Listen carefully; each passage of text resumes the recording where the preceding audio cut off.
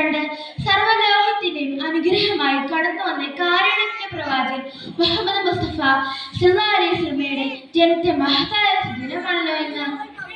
ഈ സന്തോഷവേളയിൽ നബി സല്ലല്ലാഹു അലൈഹി വസല്ലമയെ കുറിച്ച് സംസാരിക്കാൻ അവസരം ലഭിച്ച് ഞാൻ അല്ലാഹുവിനെ സ്തുതിക്കുന്നു. അൽഹംദുലില്ലാഹ്.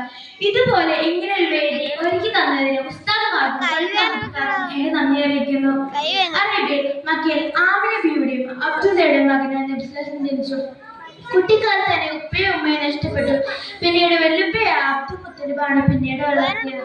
അവിടുന്ന് തന്നെ ഒത്തിരി പ്രയാസം സഹിച്ചാണ് വളർന്നത്.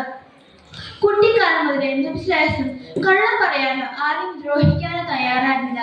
എല്ലാവരോടും സ്നേഹത്തോടെയും സത്യസന്ധതയോടെയും പെരുമാറിയതുകൊണ്ട് മക്കയിലെ ജനങ്ങൾ സ്നേഹത്തോടെ അവിടുത്തെ അൽ അമീൻ എന്ന് വിളിച്ചു, എന്നത് വിശ്വസ്തൻ എന്ന് വിളിച്ചു. എന്തുകൊണ്ടാണ് അൽ അമീൻ എന്ന് വിളിച്ചത്? അതാണ് ഞാൻ ഇവിടെ പറയാൻ പോകുന്നത്. കച്ചവടക്കാരായിരുന്ന മക്കയിലെ ജനങ്ങൾക്ക് അവരുടെ സമ്പാദ്യങ്ങൾ സുരക്ഷിതമായി സൂക്ഷിക്കാൻ കഴിയുക എന്നത് പ്രശ്നമായിരുന്നു. ജാതി മത ദൈവ വിദ്വേഷമൊന്നുമില്ലാതെ അവർക്ക് വിശ്വസിക്കാൻ കഴിഞ്ഞ ഒരു വ്യക്തി മുഹമ്മദ് മുസ്തഫ സല്ലല്ലാഹു അലൈഹി വസല്ലം തങ്ങൾ മാത്രമായിരുന്നു. ജനങ്ങളുടെ കയ്യിലുണ്ടായിരുന്ന സമ്പാദ്യങ്ങൾ നബി സല്ലല്ലാഹു അലൈഹി വസല്ലം തങ്ങളെ ഏൽപ്പിച്ചു. കാലങ്ങൾ കടന്നുപോയി. നബി സല്ലല്ലാഹു അലൈഹി വസല്ലം അല്ലാഹുവിന്റെ ദൂതനായി ഇസ്ലാം മതം പരിചരിച്ചു തുടങ്ങിയപ്പോൾ മക്കയിലെ പ്രമാണിമാരും ശത്രുക്കളും അവിടേക്കെതിരായി. നബി സല്ലല്ലാഹു അലൈഹി വസല്ലം ഉപദ്രവിക്കാനും വധിക്കാനും അവർ പദ്ധതിയിട്ടു. എന്നാൽ ശത്രുക്കൾ പോലും അവരുടെ സമ്പാദ്യങ്ങൾ സുരക്ഷിതമായി സൂക്ഷിക്കാൻ ഏൽപ്പിച്ചിരുന്നത് നബി സല്ലല്ലാഹു അലൈഹി വസല്ലമിന്റെ കയ്യിലായിരുന്നു.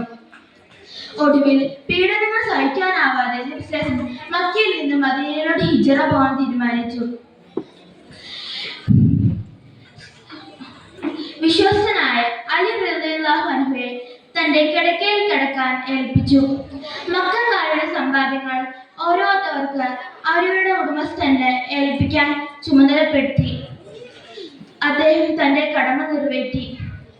സ്വന്തം ജീവനേക്കാൾ വലുതാണ് സത്യസന്ധത എന്ന് പ്രവാചകൻ ലോകത്തിന് കാണിച്ചു തരുന്ന തെളിവായിരുന്നു. നമ്മൾ എല്ലാവരും സത്യസന്ധതയുള്ളവരായി ജീവിക്കാനും വളരാനും അല്ലാഹു തൗഫീഖ് നൽകുമാറാവട്ടെ. ആമീൻ. അസ്സലാമു അലൈക്കും വറഹ്മത്തുള്ളാഹി വബറകാതുഹു.